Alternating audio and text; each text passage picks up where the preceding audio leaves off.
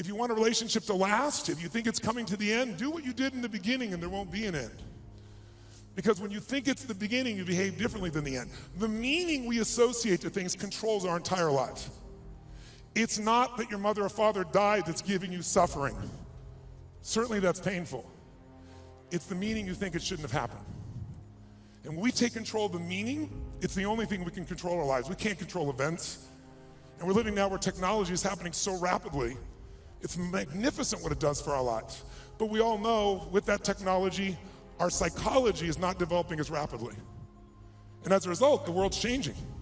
And a lot of us that have learned to engage with technology and use it to maximize, most people in this room, but there's lots of people who use technology to disengage, to be harmful to themselves and to other people.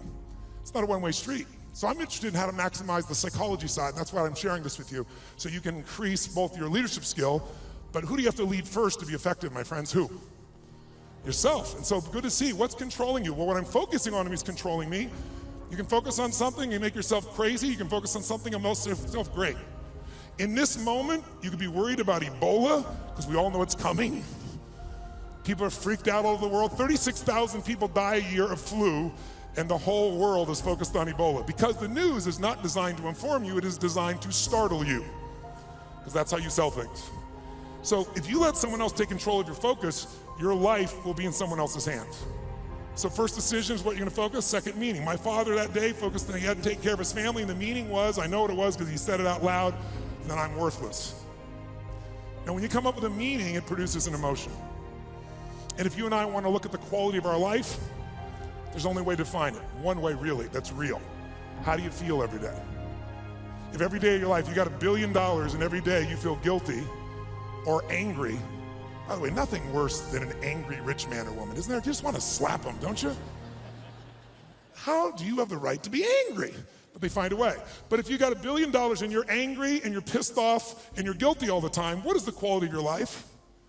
Angry, pissed off, and guilty. If you have nothing, I live in Fiji a portion of the time, I have a home there and a resort there and kind of 2 families of villages there that I interact with the last 25 years. And when you go to Fiji and you walk down the street or you drive by, people jump up and they yell, "Bula, bula, bula," which means welcome, be happy, we love you. And you drive by 5 minutes later and they jump up, "Bula, bula, bula." And you're going like, what drugs are they taking? No one's paying them. But they're so happy. They're in such a different state. They've learned to focus on something else and come up with a different meaning for life. But if the meaning is it's the end, if the meaning is that you're dissing me, if the meaning is you don't care, whatever meaning we come up with, that affects the third decision, which is what am I gonna do? And what people do is based on the meaning, since the meaning creates emotion, right? You can be miserable no matter what you have, and you can be euphoric having nothing. We all know it's true. In fact, is it possible to learn to let, for example, all hell could be breaking loose around you, and you could just be sitting in a chair in this centered space, all hell breaking loose, and you could still feel great? Is that possible, yes or no? Yes or no? Sure, but you and I live in a Western culture. Well, if you sit and bliss out, people come and take your furniture. So we have to be good at not only controlling the internal world, but our external world. And that's shaped by what we do. And what people do is based on their emotions and also their role models. So I thank you, Mark, and I thank all of you that are role models for people, where you show people that success does not mean taking, that success can mean truly growing and giving.